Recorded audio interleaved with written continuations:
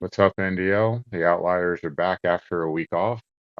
Apologize, that's my fault. Had some personal stuff going on, so wasn't able to meet up with the guys Friday night to do the show, but we're back, and then even when we're back, we're still missing someone anyway.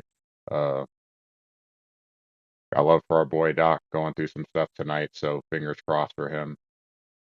It'll just be me and Mr. Vic tonight. So Vic, how you doing, sir? I'm good, man. I'm good. Prayers up to Doc and what he got going on. Hopefully he'll be back with us next week. And life happens, man. We definitely have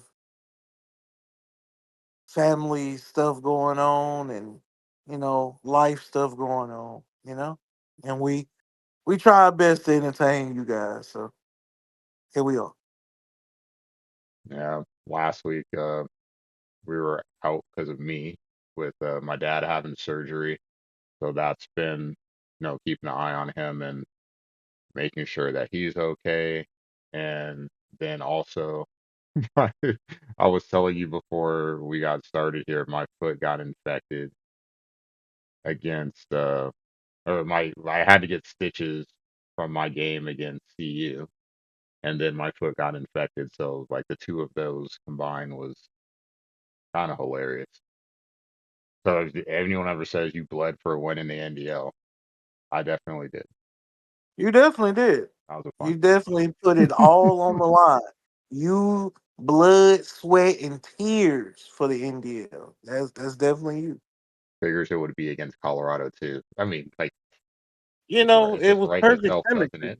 It just writes Yeah, itself. perfect symmetry. Perfect. Oh man. Literally perfect. Well, we got some football to talk. Let's talk some football. You can start with the top 25. Kind of a weird season, than weirder than we're used to in the NDL. There are two teams ranked in the top 25 going into Block 5. That's James Madison, who's rolling along, Glizzy having a great year at 19, and Washington State at 21. We're going to talk about them here in a little bit. That's it, just two teams. Then you have Florida International just missing both coaches and media. They were 27. Then you have to go down a little ways before you get to Hawaii. So just two teams in the top 25. I usually feel like around this time of the season, you've got four, maybe five, potential teams that could be in there with, the love usually for the G5. They get probably more votes here in the NDL than they would in real life. So I ask you, Vic, do you agree with the teams that are in the top 25? Is there anyone on the radar do you think may be missing? Two teams I think may be missing that may come up in the next one. We're gonna talk about Washington State a little bit later, and why all that's going on. But I feel like three teams actually: Jacksonville State, um, Hawaii, and San Jose State may enter the top 25. Maybe not all three, maybe just one of those. But I feel like, people are sleeping on those teams and those coaches. They're having great seasons right now. Combined, all three teams only have one loss, and that's Hawaii. Um, they're rolling right now, and ULM as well. You throw a fourth one in there, ULM. They're undefeated. They got two Power Four victories. They seem very strong for that G5 spot, aka the outlier, right now. So you know those four teams, I believe, are missing in action, and hopefully later on through the season they'll get ranked in the top 25. Yeah, I've got my eyes on ULM as well. Coach Jared's been looking good so far. Halfway through the season at 6-0. The Mountain West will be interesting because we're going to talk Hawaii and San Jose State. They play each other. I'm not sure if one of them will get ranked now, but I think pending how that block goes, this upcoming block goes, the winner of that game potentially is, and like I think they're on track to be in the top 25 going forward. it's weird. You're saying before, like, man, we had just, you had Mike coming down to the G5. You had Kemp. You've got El Jefe. And then there's other coaches that were gonna be successful as well. Just kind of with the out of conference play off the slow start, some teams have kind of course corrected once they got into conference play. I would say probably for me, it's a little bit of a surprise to see we only have 3 teams undefeated in the G5 right now, Yeah. and that I'd say for me that's a little bit surprising. I thought that number might be a little bit higher. Same for me. I feel the same way you do. I feel like coming off the draft and everybody's expectation, we had high expectations on certain coaches and certain teams, but the bottom fell out very quickly. And it's just been a meh type season. But those coaches who have succeeded, we still want to show love to you guys as well. But it's just been a underperforming season throughout the G5 so far. Yeah, there's still some really good stories going on. You've got, Hawaii just has one loss. So it's not like, they're completely out the picture, but they've got one loss. Chip in Central Michigan, 2-1. He'll get further along in the season, so we'll see, what his record looks like going forward. But an impressive loss. I know Penguin hates to hear the word quality loss, but the loss to Bama is, I'd say that's a pretty quality loss. But you had some guys, like I said, they just either a slow start or they started really fast and they came back down to earth. It does mean though that we're going to have some really interesting races in conference play. But just out of conference, you were hoping to see a few more teams take off that unfortunately didn't. Still have some good ones and some good stories going around, and it'll be fun to watch how things finish up once you get into, fully entrenched in conference play. Some really important matchups coming up for a lot of teams. Well, Yeah, and then and then it might be like you said, the battle of the undefeateds in the Sun Belt, ULM and Jacksonville State. I'm sorry, James Madison. yep, so every season has its own story. We'll see what the finish will be for this one.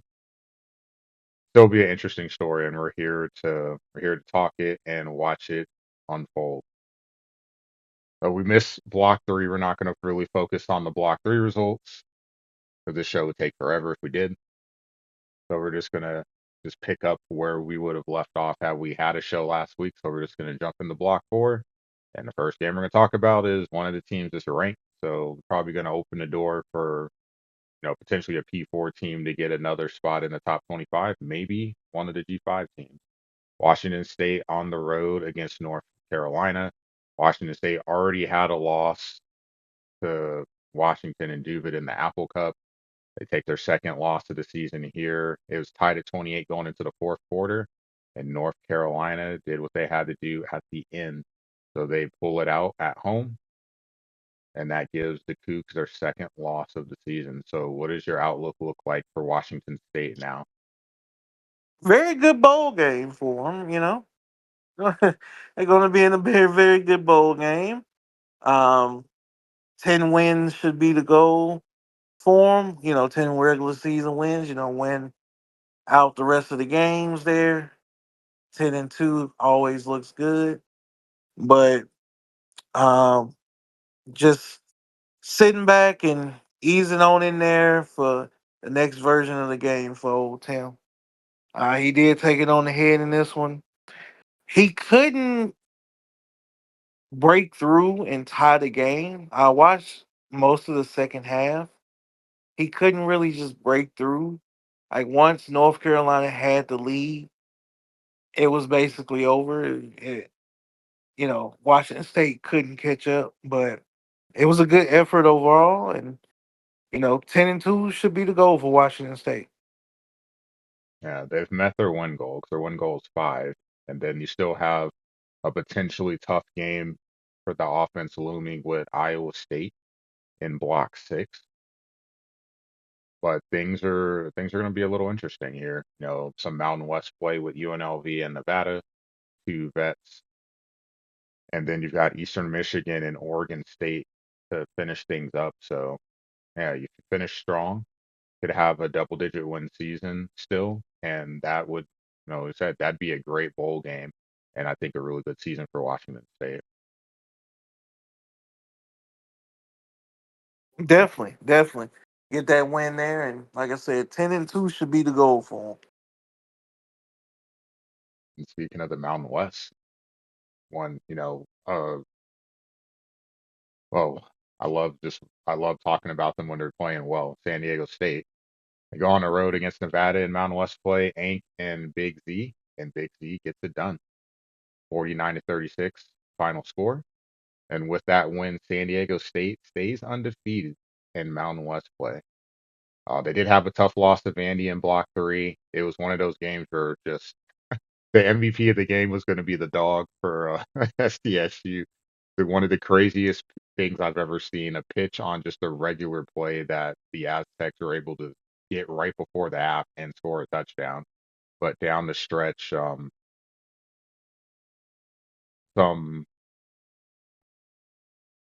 I don't even know what to call it. It was just a weird way to finish the game. They couldn't stop the deep ball and no safety help either. So just one-on-one coverage and getting burnt multiple times in the fourth quarter, and a interception late in the game when they, trying to run out the clock and win it, and turning the ball over, passing the ball. I always hate to see that because you think, man, if I pass, it's going to catch the other team off guard, and they were waiting for it just right there, and that ended up being, turning the tide in the game. But conference play, they're undefeated. Nevada, unfortunately, they got hot in the fourth quarter, but couldn't come all the way back. They're still looking for their first win of the season. I think the Aztecs are going to be players in the Mountain West, in the picture for the Mountain West this year. What are you thinking, Vic?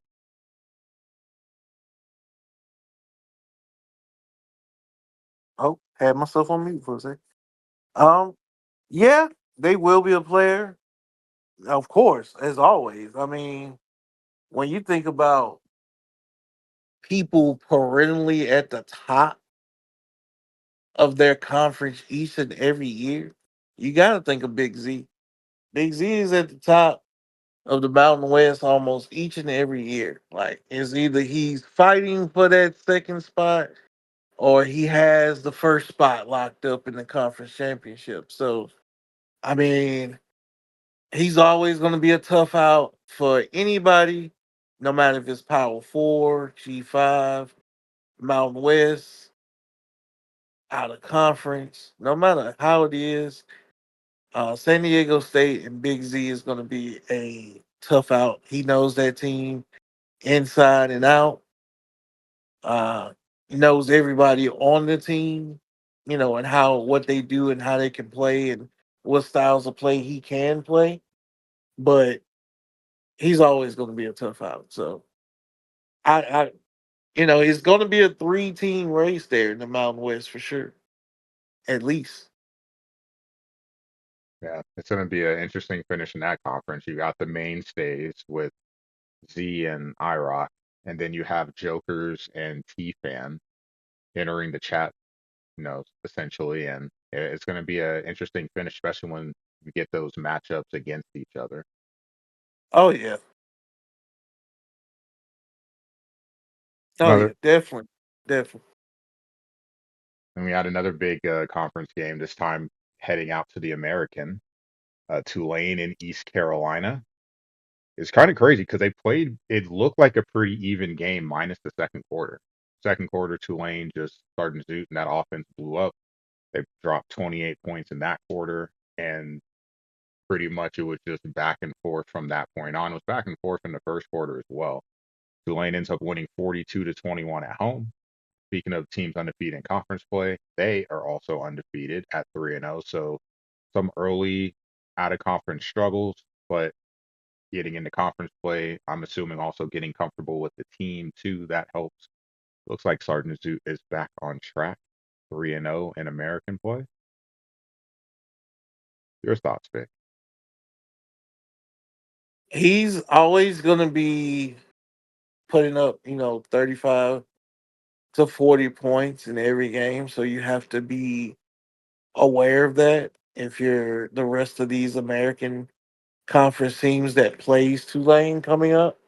You have to be aware that you're going to be most likely in a shootout with him because he does like the offense.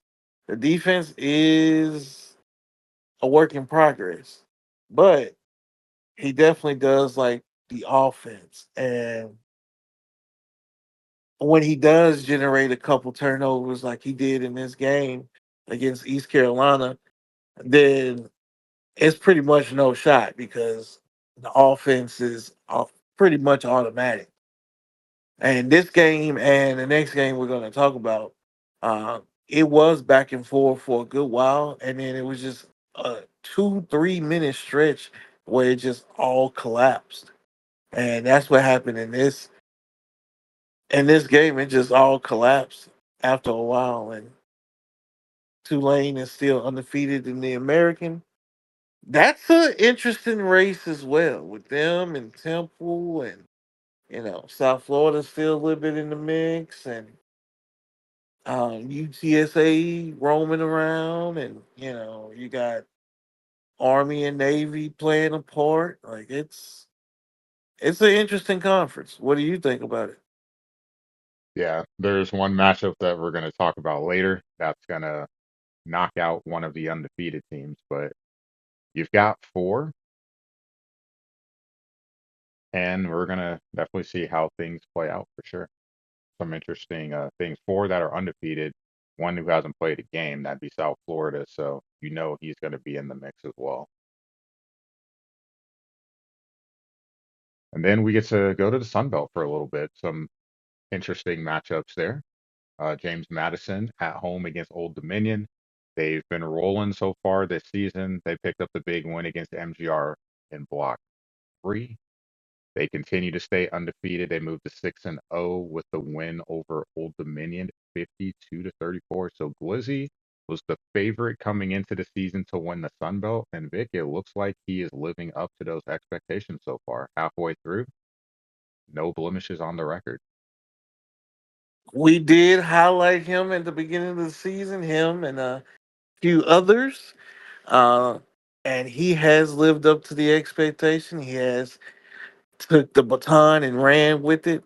This game as well, just like the Tulane ECU game. This game was definitely back and forth. That first half, it was a back and forth affair, and then towards it was, I believe, it's the third quarter. It was like a 2 3 minute stretch in the third quarter where Old Dominion threw like two picks in a row. One of them was a pick six, if not both of them were pick sixes, and the bottom fell out very quickly. And James Madison was able to cruise with the win. Defense definitely stepped up. Even though they gave up 34 points, that's not the whole story. When needed, and it was definitely needed in the third quarter after going back and forth in that first half. When needed, the defense stepped up. He got turnovers, he got stops, and turned them into points. And that's what you got to do. No matter if you're Power 4 or G5. That's one of the main things to be successful is taking those turnovers and those opportunities that you do have to get the ball back and score with them, even if it's a field goal. You can those field goals and those points add up too, because you never know how much you're gonna lose by in these games sometimes. So definitely take advantage of getting turnovers. You have to. They have to end in points. You're only going to get so many possessions, number one. And two, just for the momentum.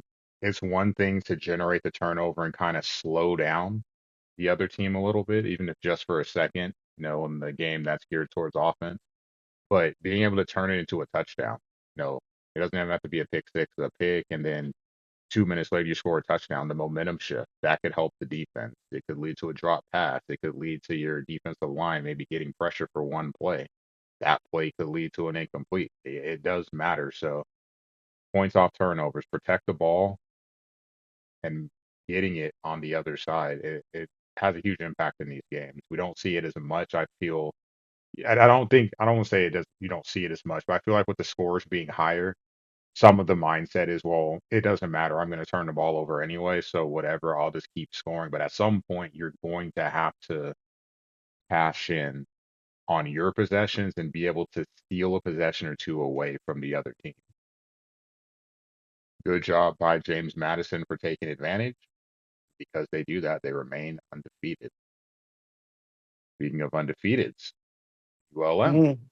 they also remain undefeated. A good block for them. This one, the game we'll focus on is they beat Troy 28-10, so a lower scoring game than we're used to. They do pick up the win, and they also are at 6-0. Now, your thoughts on Coach Jared and the Warhawks?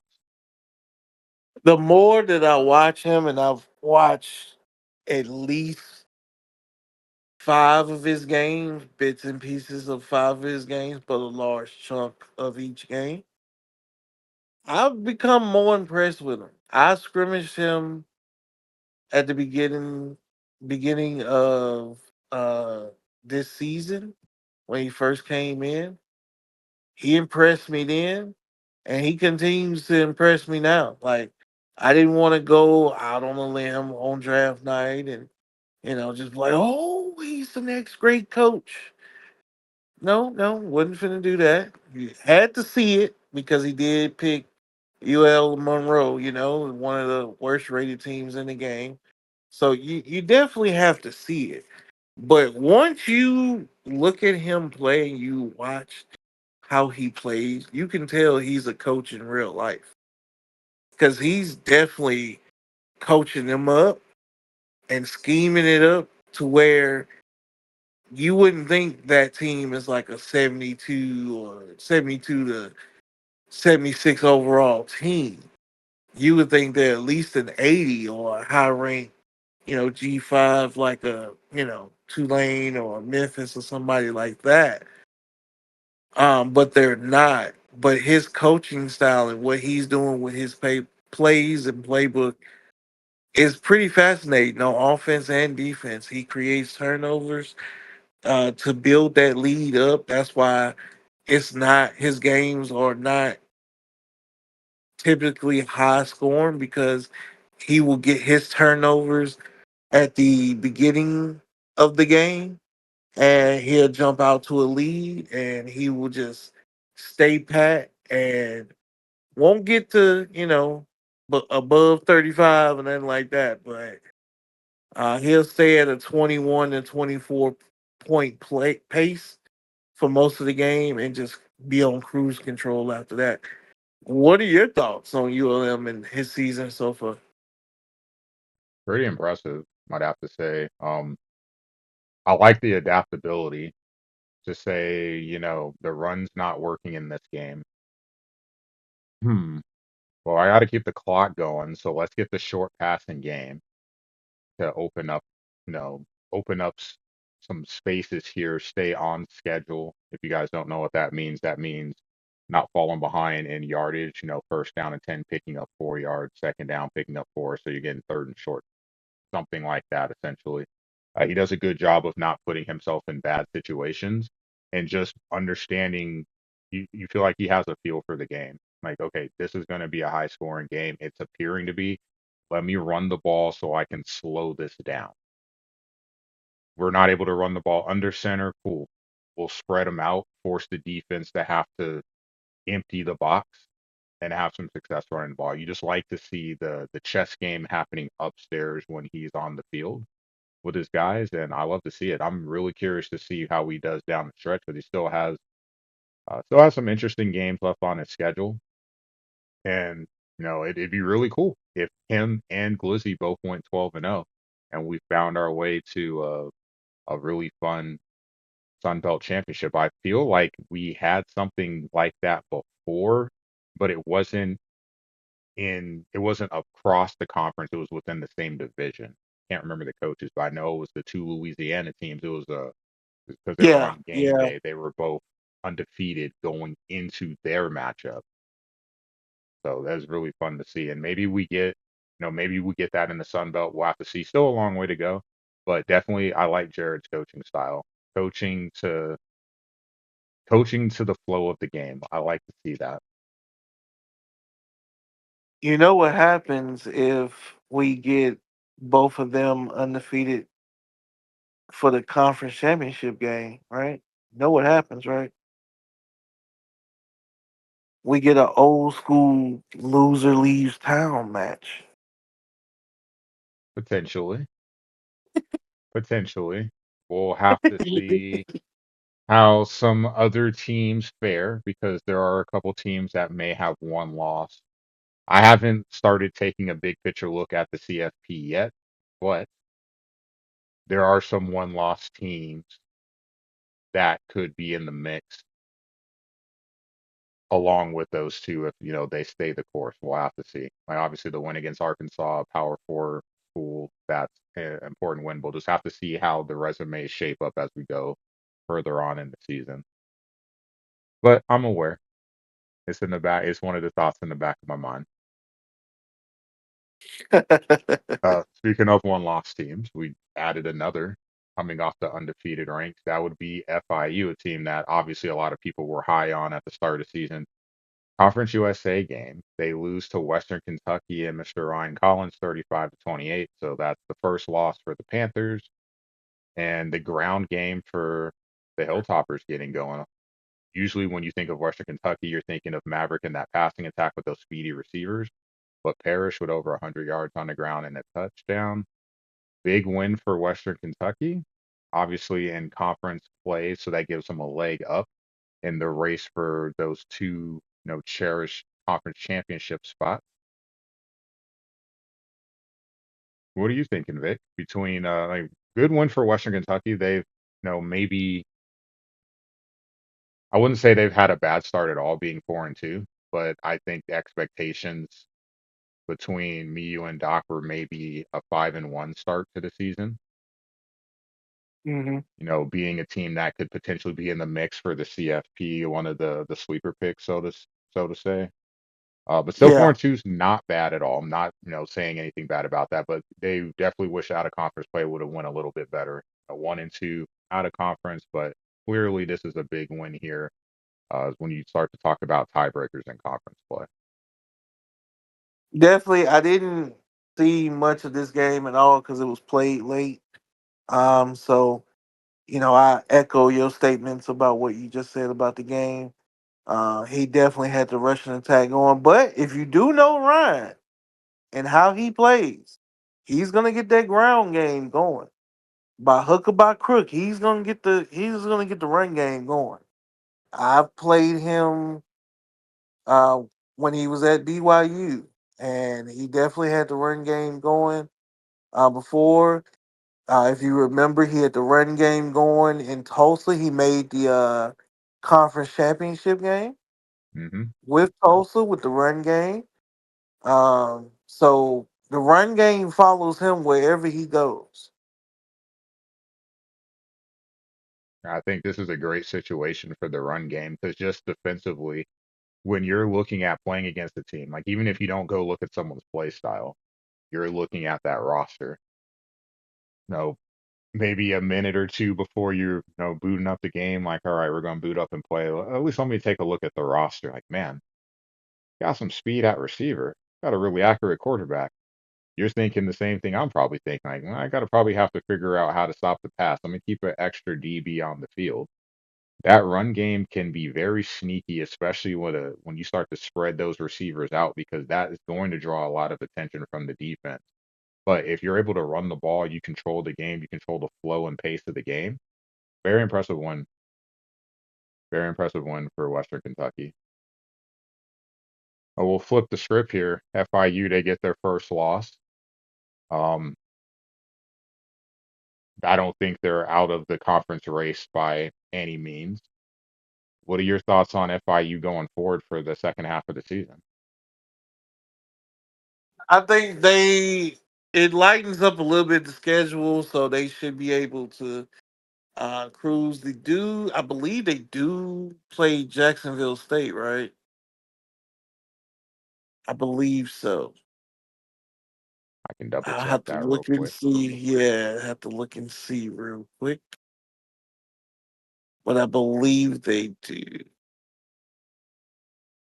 I know Western Kentucky does because that's their last game of the season, and they do, and that's a hell of a block for Jacksonville State, who's undefeated. Yeah. So You, everything's gonna come down the line in that last block then, since they all do play each other. It's gonna come, ahead in that last block. But I feel like they're gonna get wins in between time and then have to really focus on that Jacksonville State game because Coach Drewski there is definitely going to be focused because that whole block here have to be focused to get that home game and the conference championship. So I feel like it's just a blunt, it's just a blimp in the road, a bump in the road right now for MJ Kemp, but he'll bounce back and like I said, it'll be all about the end of the season for him. yep. And you got Louisiana Tech just kind of lurking at 4-2. They're 2-0 in conference play, so they've also played well to start the season. Nice to see Coach You Barrett love kind of you bounce back. love to see it. You love to see it.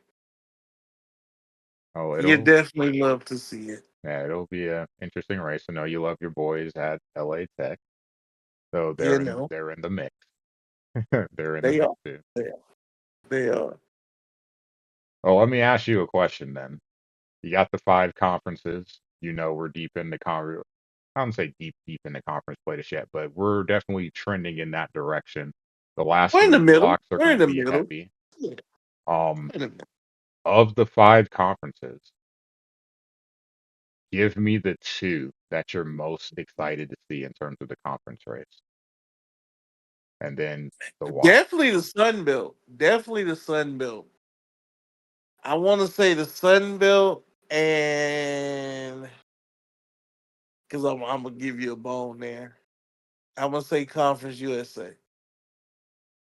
I'm gonna say the Sun Belt and the Conference USA. Now that we know that the last block is Jacksonville State against FIU and Jacksonville State against Western Kentucky, being that Western Kentucky and FIU already played, that last block is very, very intriguing now.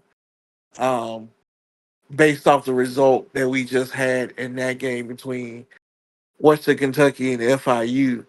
So the end of the season is going to be drama filled in Conference USA, and throughout the season it's going to be drama filled for the Sun Belt because everybody's going to try to knock off, Monroe and James Madison, and they're preparing for their loser leaves town match, for the conference title game. So those two conferences for me are what I have my eye on as far as down the stretch and the rest of the season. What about you? Oh, I need to scroll up and see something real quick. Um, well, I'll give you my two then, and then I'll come back with a question because I can't remember. I feel like the season's been, I know it hasn't been longer, but I just can't remember. Um, I would say the American is a really interesting race to me because, yeah, we had, no, we had the excitement for potentially seeing Big Mike and El Jefe play in the conference championship with good out of conference play, and both struggled out of conference. So now we have to, turn into conference, but Mike has course corrected. He's 2-0 in conference play. He's 3-3. You have Tulane, who's also has course corrected after a couple of tough losses out of conference. They're 4-3. They're 3-0 in conference play. Hubbard has looked good with Temple. He's at 4-2. El Jefe, we'll have to see getting in those games. what he looks like in conference play still being in the mix, I think it could lead to an interesting matchup for the conference championship. And there's some landmines in that conference. Drew Baca, if he gets hot, I know he's off to a slow start, unfortunately, at 1-4, but he's shown that he can pull off an upset after his win against Hughes last season. And you still have Navy with Ice out there. That offense can definitely cause some trouble for some people. So, Don't forget about Temple now. Don't forget about Temple. They're in the race too. Don't yep. forget about Temple. Yeah, so it'll be interesting to see how things play out. Like we is it's kind of like it makes me think of wrestling in the sense of I try to avoid the dirt sheets going into WrestleMania season because I just want to watch it and enjoy it as is. And it makes me think of, man, if they wanted to go Cody versus Randy, we found a convoluted way to get there, right? And I feel like the Yeah. American might just be the NDL version of that. Like if it ends up being Mike against El Jefe or Mike against Zoot, we got there's so many detours that we had to take to get down, to get down the road, but eventually we got there anyway. We'll have to see how it plays out. I'm just kind of curious to see if in the end, once conference play, they continue to keep rolling in conference play, and it ends up becoming a three-team race for those two spots. And then for me, second is the Mountain West. Hawaii and San Jose State are going to play each other. Boise and San Diego State are going to play each other. So you're going to get some of those matchups against some of the top teams there. And then there's again, some more landmines that exist in this conference. San Diego State's really going to get the brunt of it because if they're going to earn it, let me tell you, they're going to earn it. Their last two blocks, Hawaii on the road and at home against Boise State and San Jose State. Jesus. So if you want to talk about earning it, that's how you do it. San Jose State doesn't play Boise, but we're going to get to see some of those matchups between the teams, and I'm really excited to see how things play out. I think Boise probably has the easier road in terms of no disrespect to the other coaches, but if we're viewing those as kind of the top group, they only Hmm. play San Diego State, and it's a matchup that's I don't want to say it's favorable to either team, but they just know each other so well. You don't really what else can you do to surprise the other person at this point? They've played each other every season since Yeah. we've been back pretty much, right? I mean, I think San Diego Yeah. Big Z Yeah. went to SDSU a season after. I think IROC went there after the draft coming back. Big Z went to San Diego State the following season, and in a couple of those seasons, that was like what 3 seasons in a row. That was the Big 12, sorry, Mountain West championship games. They played each other twice. They played each other a ton. There's nothing new that they can really show each other. So it's always fun to watch just to see if maybe there's a new wrinkle or just something odd happens in the game that kind of throws a coach out of their rhythm, and then we see if they kind of you know, veer off the game plan. But I'm really curious to see. So that leaves one out, and that's the reason I wanted to bring that up is I got to ask you because you're essentially our late night guy with the scores and stuff. The Mac. So we know we have Chip, Hmm. and I'm aware that UMass is 4-1, but Definitely been killing. Definitely been killing. I have to ask, is that a new coach? Because I could have swore that someone broke the 35-point rule and got the boot. Was that the UMass coach? Because I remember it in chat, but I don't remember the Um, actual coach. Because people were trying to yeah. get his attention and he wasn't responding to anybody. It's like, oh, I didn't know that was a rule. Like, that's literally, of all the rules in the league, that's literally the rule that you shouldn't ever break. Like there's no excuse to go up by more than 35 ever. Ever. Period. No, Bananas is the new coach. So he's had them the whole time. Yes, yes, I want to say yes. The Mac is interesting because it's the one coach that I remember we talked about when we were talking about sleeper team. I was looking at Twisted being the sleeper in that conference. I believe he's 2-2 at the moment. Hmm. And then you have UMass. Like, it's the question really is who is going to be the team to challenge him? Yeah, he's new new. So we're gonna have to This is this. find that answer then. Yeah, he's definitely new. He's not anybody that returned. I know who you talking about. He hasn't. I think he tried to come back, and I think he was let back in, and then didn't draft or drafted, and then didn't play and got kicked back out. I believe. But yeah, I know who you talking about when it came to that. But no, Bananas is a he's a brand new coach, and he has been killing, and he is 4-1 with UMass. Him and Chip got a collision course. I believe that may be one of the top games of the week. Little preview.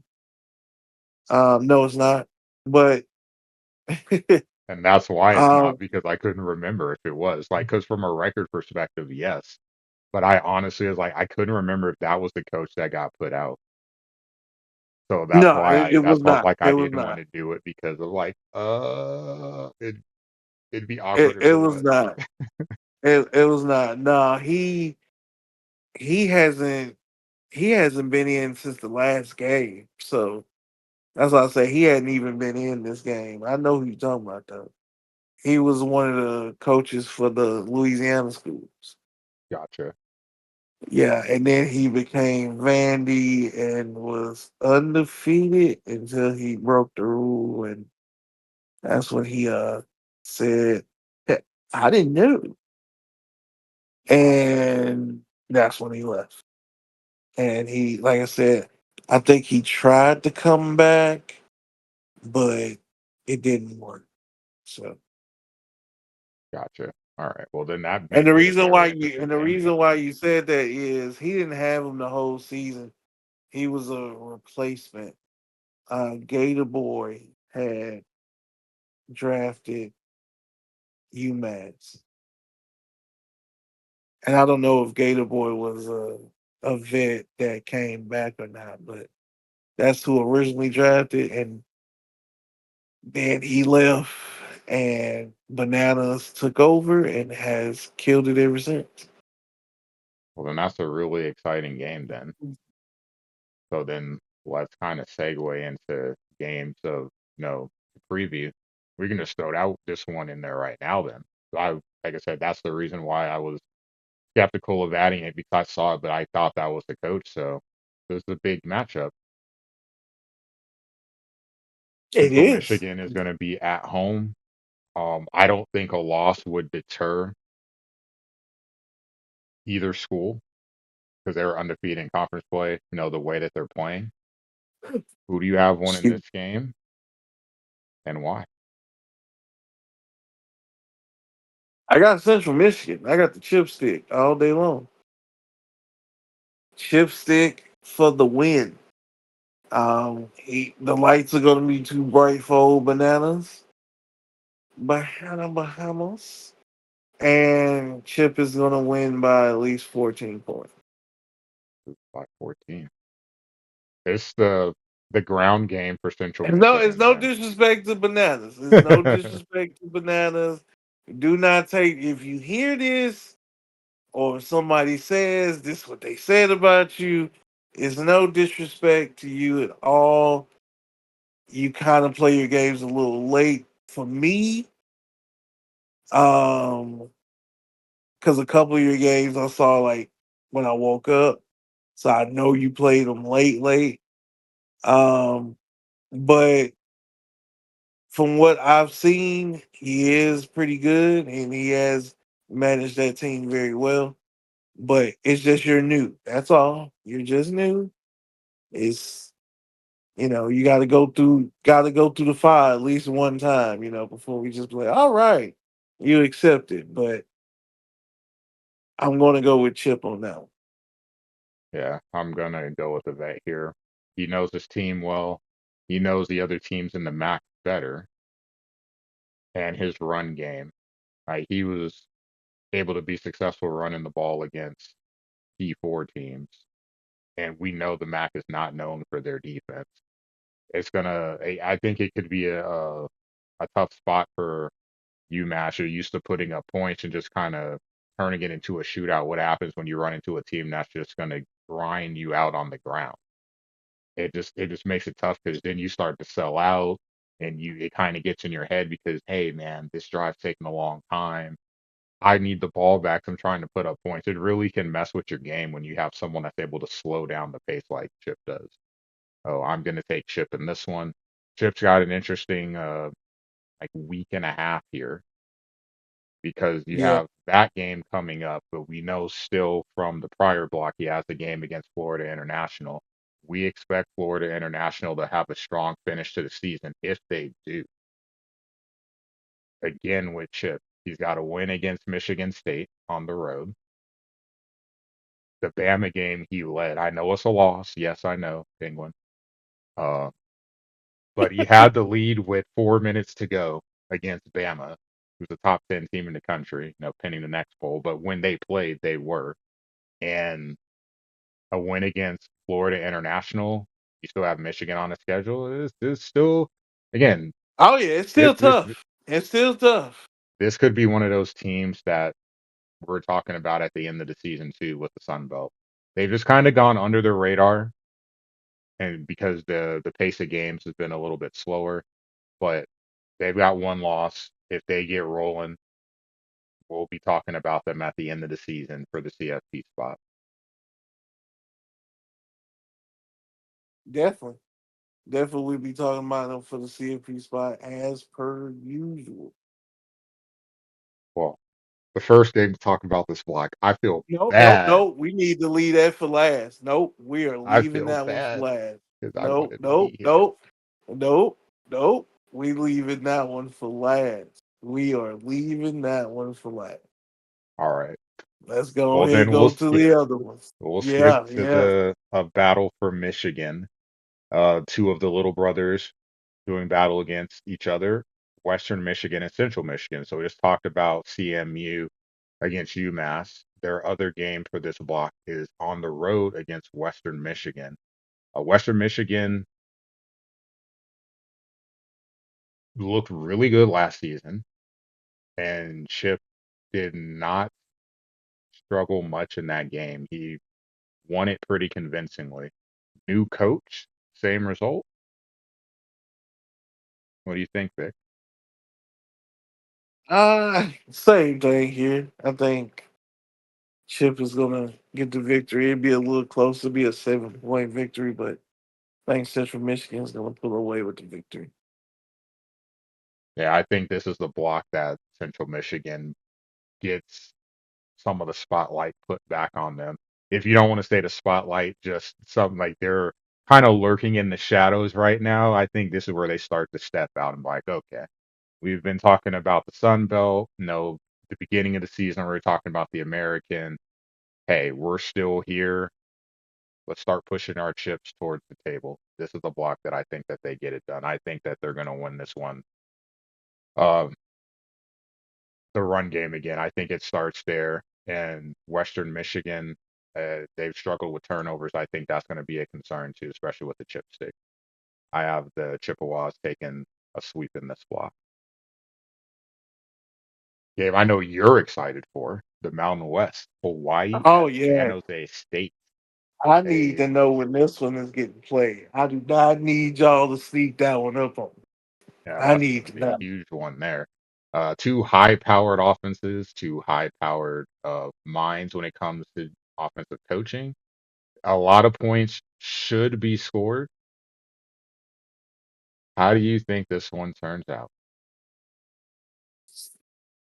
I personally think BBB should make an appearance for this game here to be played on BB&B, but I think San Jose State is going to pull away with the victory. It's going to be a close game. I even predict it may go into overtime, but San Jose State is going to pull away with the victory. That passing attack for San Jose State is pretty awesome there for the Mountain West standards. Hawaii's passing attack is awesome as well, but I feel like San Jose State is going to get a couple turnovers to seal the fate of the Rainbow Warrior. This is a tough one for me. I'm gonna go the other way.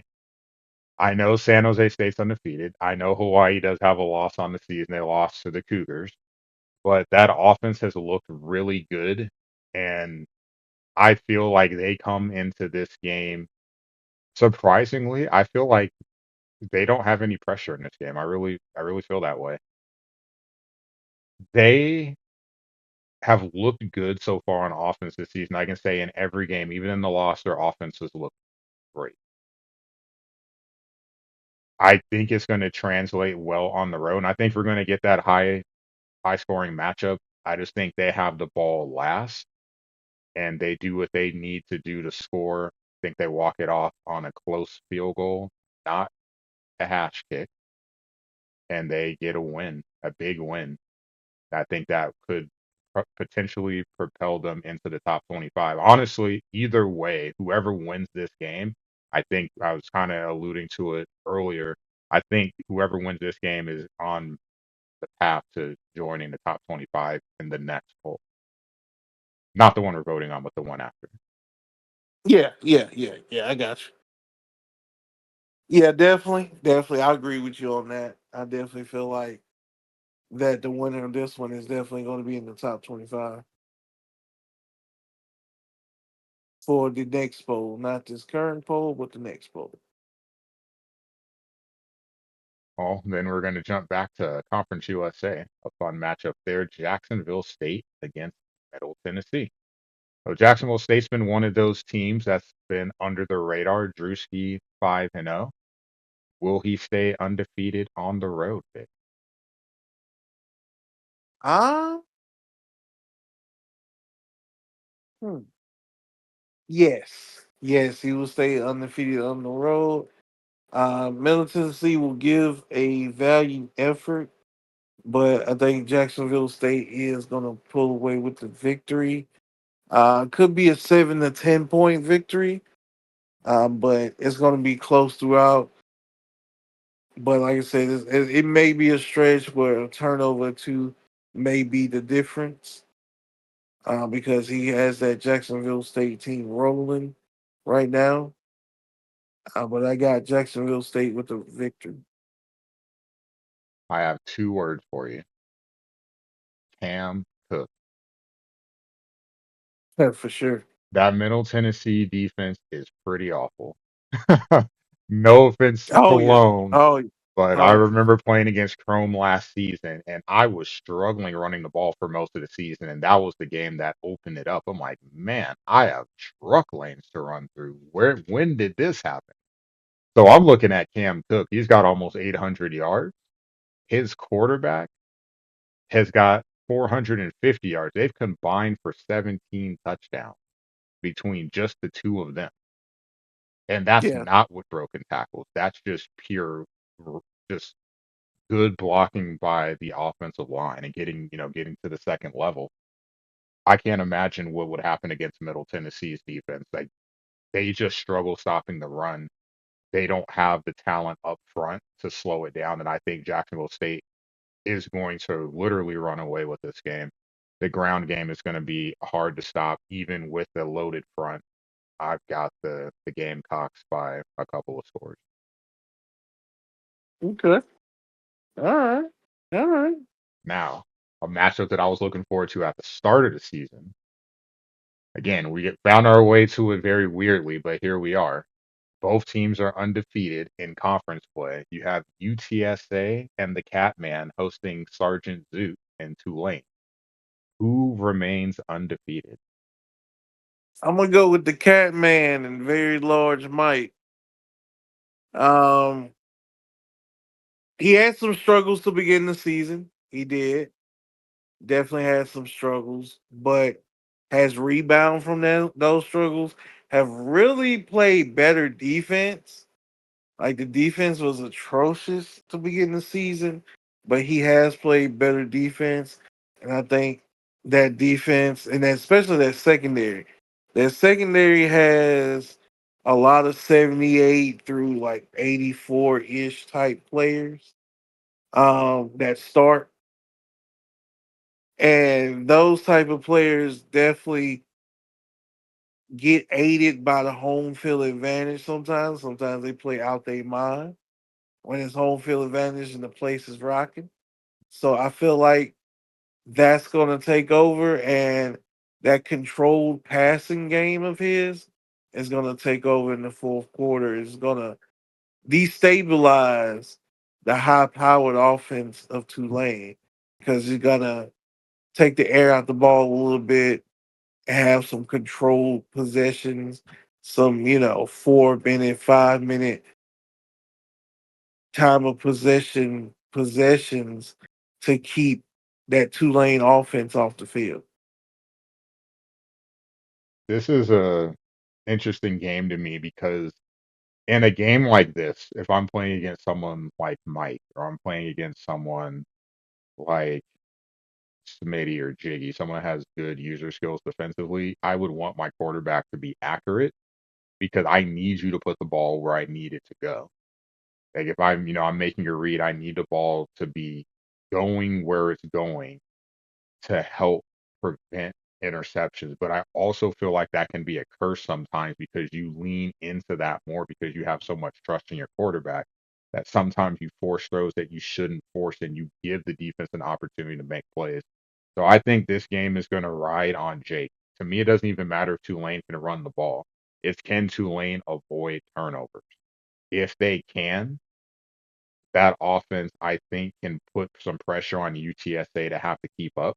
And I'm not sure if they're going to be able to match for 4 quarters. I think they can match in spurts, but I just don't know if they can go the full 28 minutes and go blow for blow with the offense. I feel UTSA is going to win this game. They're going to have to force turnovers and kind of slow down the pace of the game.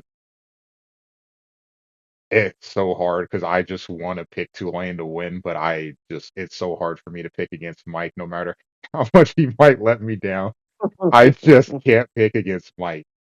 I'm gonna give him the nod. I think it will end up being a close game, but I think Mike is gonna get reach back into some of that PS3 NCAA magic and make things happen defensively to help get this one. Or maybe PS2. Mm, Hell, both.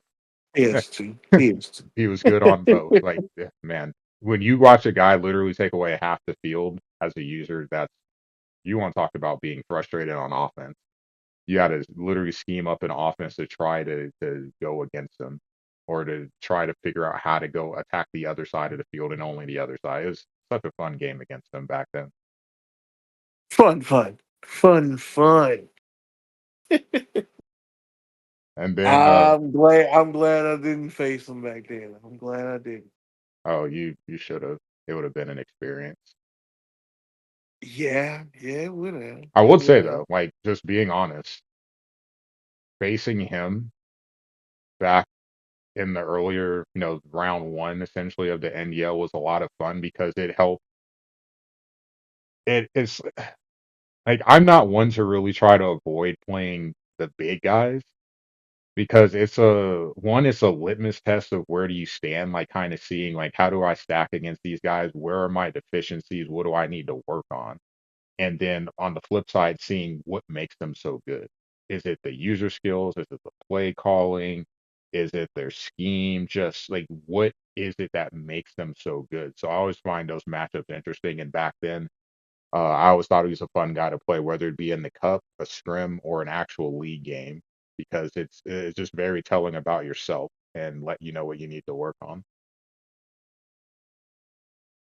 Definitely. I Well, definitely agree with that. speaking of working. We got two teams trying to get their first win of the season. We've got Utah and the returning coach K Dog. We've got Kennesaw State and Adelopes. One is 0-5, the other also 0-5. Vic, who's getting their first win? Oh man, you putting me in a tough spot. I'm gonna go with Kennesaw State. Why? Because they're better than UTEP. Simple as that. That's all the analysis you need on that one. Um, One stat for me. Like I'm personally, I'll be honest, I'm rooting for K Dog. I'm gonna pick Kennesaw State. Um, but I am rooting for K Dog. I was really happy to see him come back in the league. We chatted a little bit outside of talked a little bit during the draft. Like super excited to have him back. He's super excited to be back. But the one stat that is like it's just hard for me to not factor that in is in 5 games he's got 33 points. That's a touchdown a game. It's tough to win if you can't score, especially on this game. Man, I'm rooting for you, K Dog. But if it was NDL Sharp and with how many losses I have, I got to start making back some money here. I'd have to go with Kennesaw State, and would just because I trust their offense to be a little more consistent in terms of points output. Well, we got one game left. You wanted me to kick it to the back, so here we go. I'm kind of sad that Yeah, Doc's not here because I yes. know he's excited for this Here we game. go. And I wanted to hear him talk about it. You've got Colorado State at Wyoming. If you've been listening to the pod for this season, clearly Mr. Doc has been hurt by this loss last season by the Hail Wyoming, like The hell, Oregon State, Wyoming. Wyoming, the Hail Mary that shocked us all early highlight of the season. Ended up being the highlight of the season. Yeah, has to hurt to be on the other side of it, but they share the trophy for it. Vic, is he going to get his revenge? Yes. Yes, he is. He is going to get his revenge. He's been plotting for it. He's been lobbying it for it.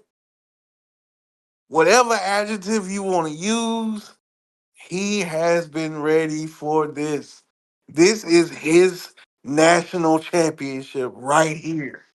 This is his bowl game, national championship, conference title, all wrapped in one right here.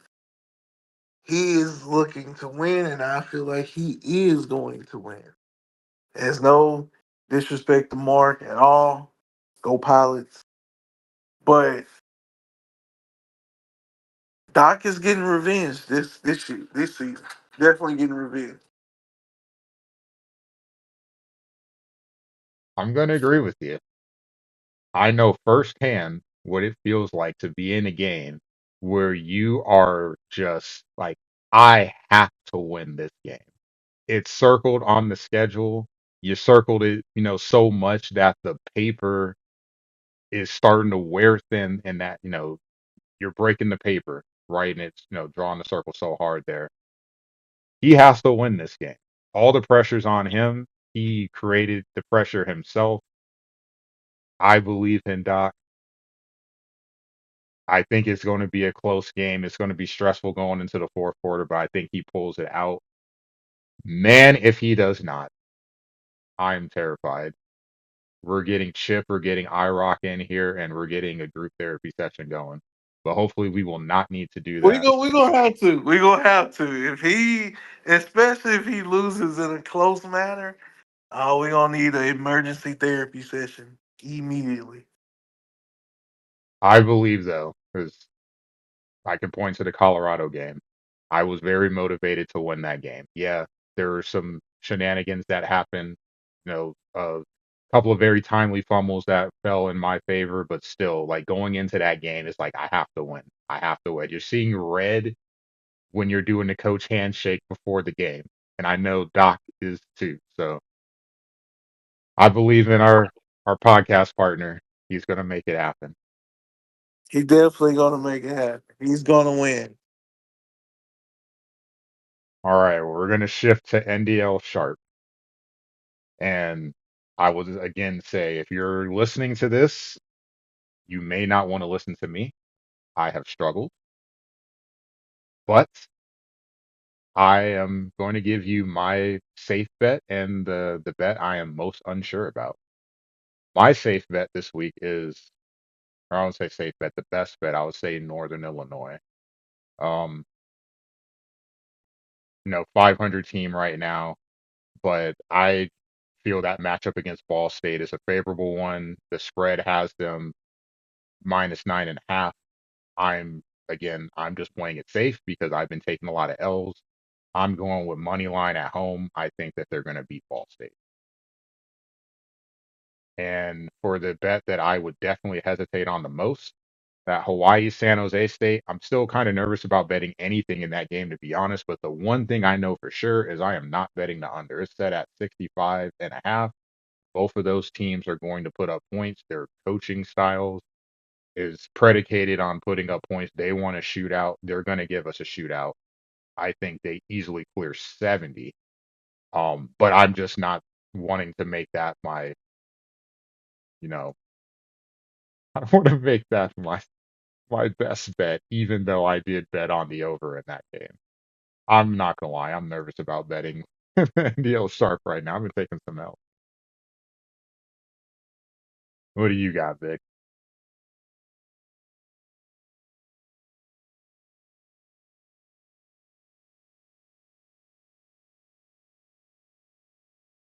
Oh, sorry about that. I was on mute.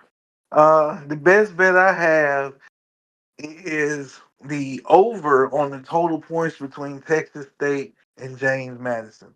That is definitely going to go over 63.5 points. If you know Texas State, hey, you Tiger, he going to put those points up. He's definitely going to put up some points. And Blizzy has been putting up the points this season as well. I'm looking at like a 52-30 type of score, or 48-29, something like that type of score. That is the best bet, G5 wise, of Block 5. Over 63.5 points, Texas State, James Madison. The scariest bet is Ball State plus 9.5. Northern Illinois is good, but I don't know if it's 9.5 points on the spread good. See, we're in Spread agreement can there. be spread, and that's not no dig at Twister or anybody. It's just when you're dealing with the spreads, like I told y'all about the West Virginia Utah game. Certain spreads speak to you, and that one just spoke to me as a no go. Like let's not bet the 9.5, or let's not even bet the plus 9.5. We don't know which way it's gonna go, so it's just a stay away bet. If I had to bet on it, I would bet the plus 9.5 for Ball State. I would take the points, but I would definitely stay away from that game. Just like it's the same type of logic I had with the Utah West Virginia game. It's just that spread is too big of a spread for a conference game. I feel like all conference games should be from three, unless it's like somebody that's just overpowered. But most conference games should be about a 3.5 to a 6, 7 spread. It shouldn't be no bigger than 7, 7.5. Okay. Well, with that said, oh God, 6, 7. Damn it, Lick. Oh man, that's so much. 6, 7. I do volunteer work, and I like now the kids are saying that, and it's driving me nuts. Oh, they It's late. That's late. absolutely That's driving me nuts. I'm like, the thing. That's been the thing. I was babysitting my nephew last weekend, and he was like, I was like, yeah, it's a 6 or 7. He was like, ha ha, Uncle 6, 7. And I said, oh Lord, here we go, here we go. What are your top? We don't have to do a top five because we already said that it's been kind of underwhelming this season, and we waiting for most of these to take shape. But what are your top three G5 teams? uh, it's tough. I think the reason it's tough and why I had a hard time even doing a five is because there's coaches that are behind in game, so it makes it a little bit difficult. Because I'm looking at,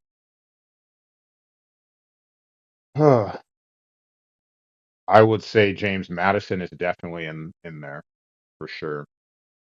Um, I would have ULM in there, no particular order. Um,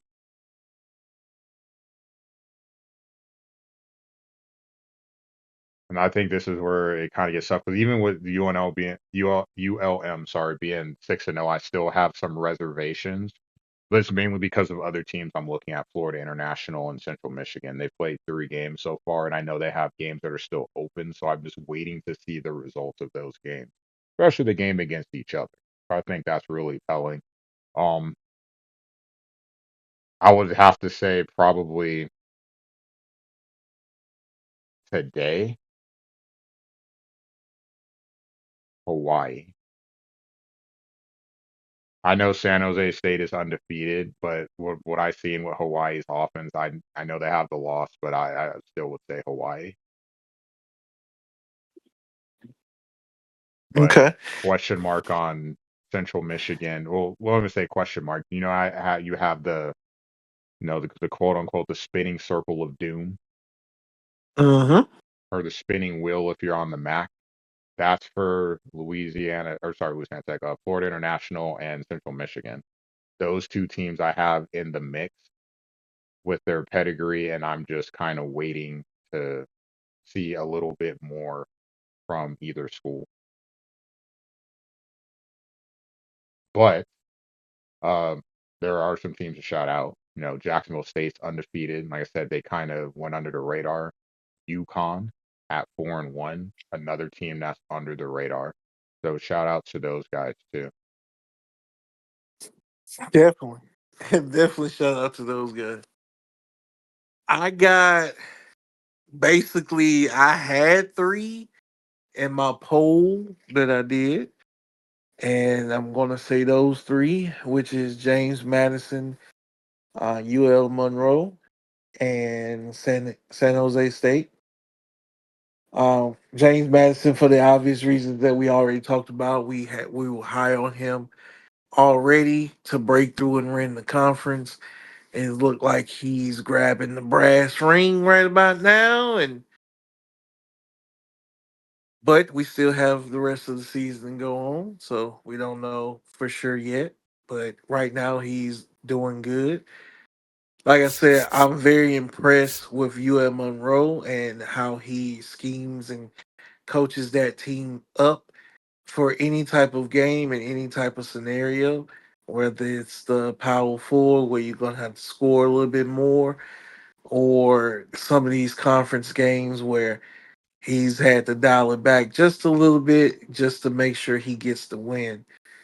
And San Jose State, of course, that passing attack. Jokers is using that to his full advantage.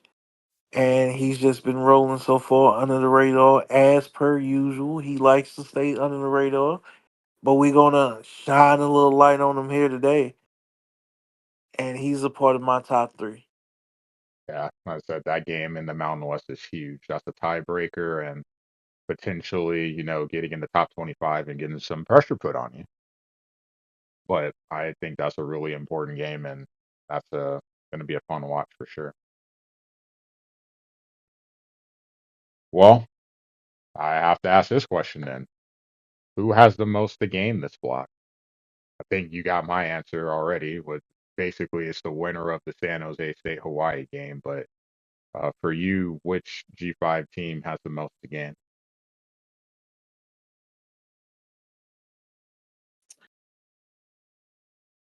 I would say San Jose State. They have the most to gain, given Hawaii its first conference law, and maybe having the advantage if they meet again in the conference title game by having home field. You get a leg up on the conference championship race there if he gets a win there. So San Jose State for me. What about you? Yeah, it's whoever wins the game between them and Hawaii. I would say secondarily, I would say Central Michigan, and the reason I would say them, they're going to get a sim win against Akron, where there's no coach. Um, they have a game against Bowling Green to play as well, but then you have UMass and Western Michigan, and then you have Florida International. That game has to be played within the next 7 days. So if Central Michigan can play, like I'm pretty positive they'll get the games in against Massachusetts and Western Michigan this block.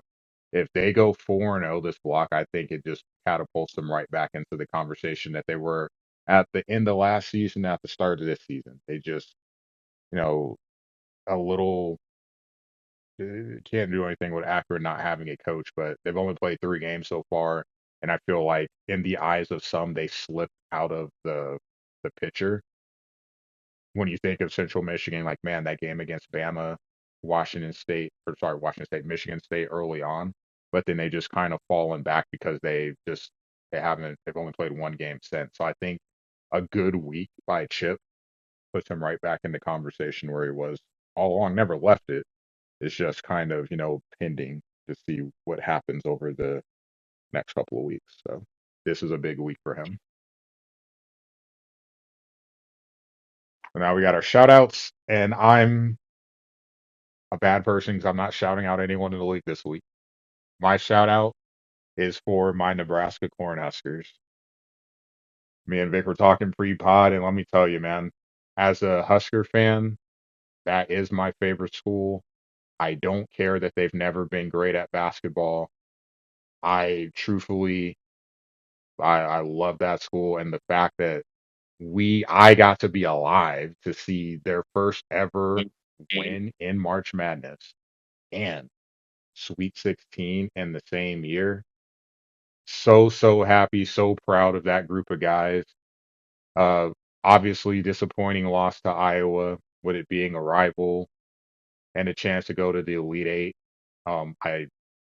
I watched the game. I know what happened at the end. I know everyone's, kind of laughing at the 4 guys on the court.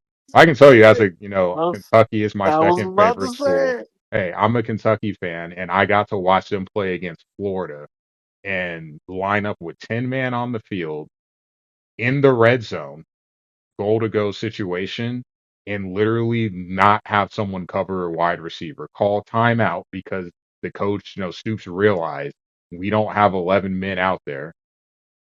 Pissed off, come out the timeout, and guess what happened? They also did not have someone cover the receiver. Height, immediate touchdown throw. Like, how does this happen? It happened. Unfortunate timing for it, but still, as a Husker fan, best season we've ever had in college basketball. It doesn't take anything away from it. Really proud of those guys. Great run.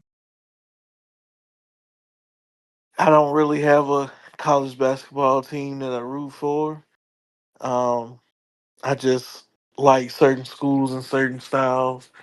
I definitely fuck with Arizona because of I feel like they were one of the first teams to play a 3 guard lineup in college. So I always like different. So I always fuck with them.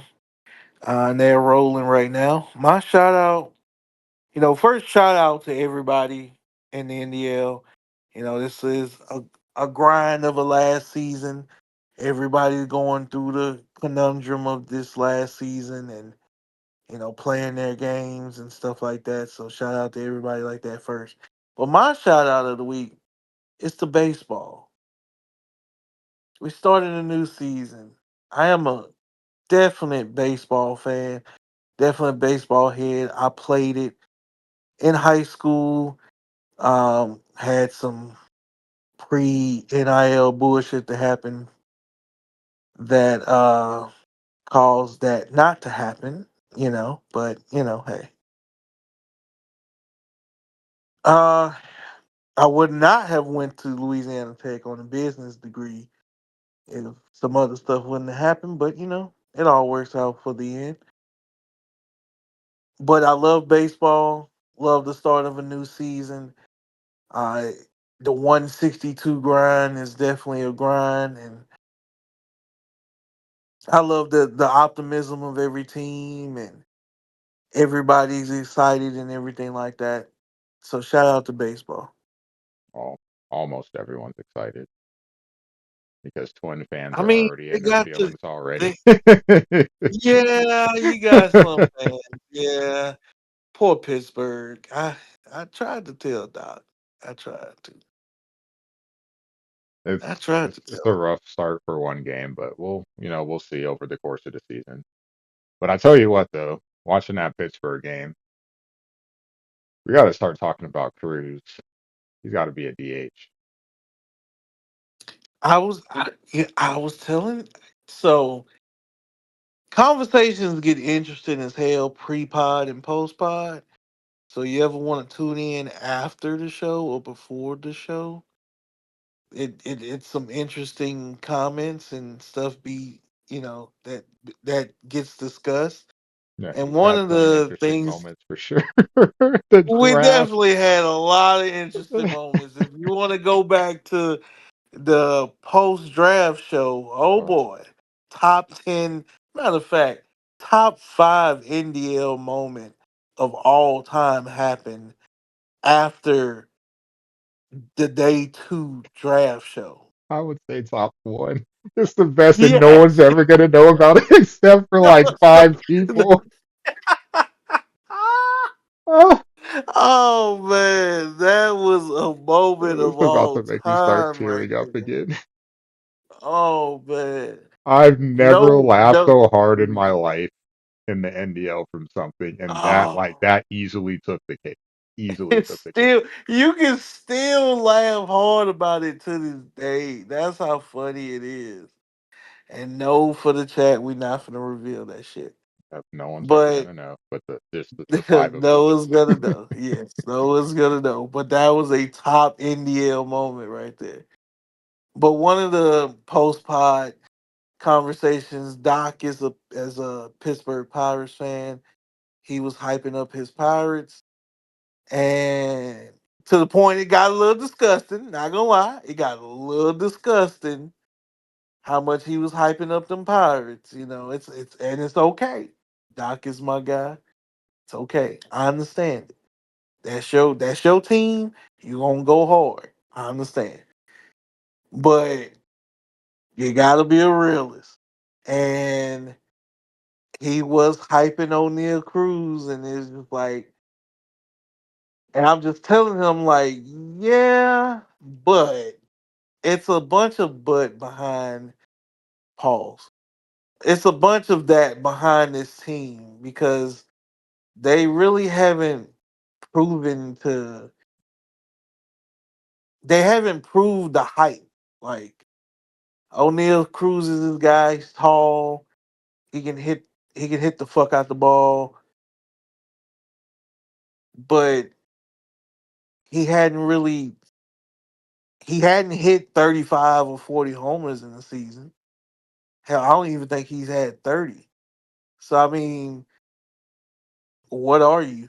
You know, like what truly are you? And then that disgusting outfield performance yesterday was, oh god, on national television. That was an NBC game. That's on national television. Yeah, That is, it was ridiculous. my question was, I know a couple of Pirate fans, so some of the guys I went to school with at SDSU, we have our own Discord server and we talk a lot of stuff, and we're all baseball fans, so we talk baseball. And man, the roasting of it wasn't even the roasting of Cruz, it was just the roasting of the Pirates organization. Like, why are we putting someone that can't like you don't trust him at shortstop and you're moving him to center field? Why not move him in the corner? Why would you move him to center? Like that's Just put him at it's first. Just like put at him this at point first. I'm just like, why not just DH him? Just take him out the field altogether. Like if you like his bat that much and we know he's had some of the hardest hit balls in the Statcast era, you But you don't want yeah, him that's costing you cool. runs. Yeah, yeah, that's cool. But what has he really done offensively too? Like he's just a guy. Like no, like and that's not being disrespectful, but it's just like Oh, I'm patient because he's if still you had young. if I've seen you for more than 2 years, this is what year four for him.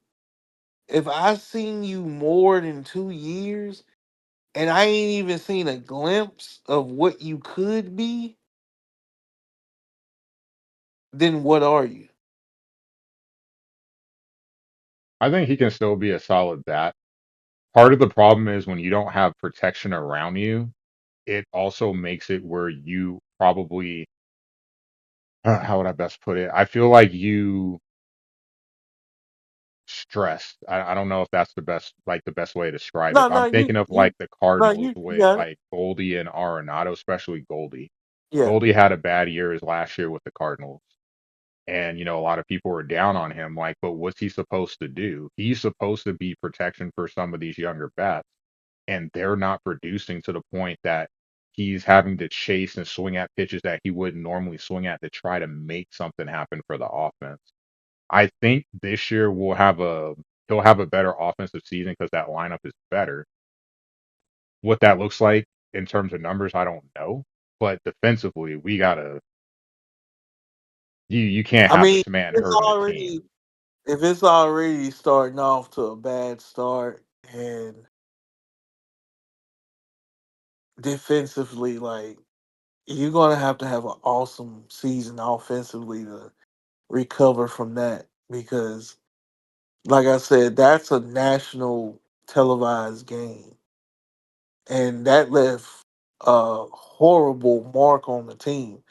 Like they were on TV just for schemes, not nobody else, just for schemes. And the fact that we didn't see schemes for a whole inning is crazy. So it's a lot to rebound, like I said, and they may bounce back in this series. It's a long season. People have slumps or go through it, but and the protection that they got in the lineup now could be a factor for O'Neal to blossom off and finally have a great year. But I just don't see it yet. That's all. Fair enough. Also want to throw a shout out to McFarland, just really random. So I was streaming last night and I talked about it in the live chat one day. I collect sports figures. I love the McFarland figures, and they earlier in the year they did hockey mascots. So I have my two favorite hockey teams are the Sabres and the Ducks. So I have both of them. And I was talking in chat last night. I showed them like, hey, look what I got. Like, these are pretty cool. I'm gonna collect them. Probably won't open them out the box, or maybe if I do, I'll buy another set to have on display. And I was really like, man, it's just printing money, right? If they could do that for college, if they could do that for baseball, it'd be great. And what do you know? They have baseball ones too. I was so excited to see. And I can tell you right now, there's a list of them that I'm going to work on getting. I actually have the new series out, so let me just click on it real quick. Um, but this is something that I'm really passionate about. I don't really get to talk about it much. This is one of the like kind of the nerdy things. I know some people collect cards. I collect. the figures. For the new series for baseball of players, they have Vlad Jr., they have Ellie De La Cruz and their City Connects, which are my favorite City Connects in baseball. Love those jerseys so much. They've got Cal. They all right. They got Cal.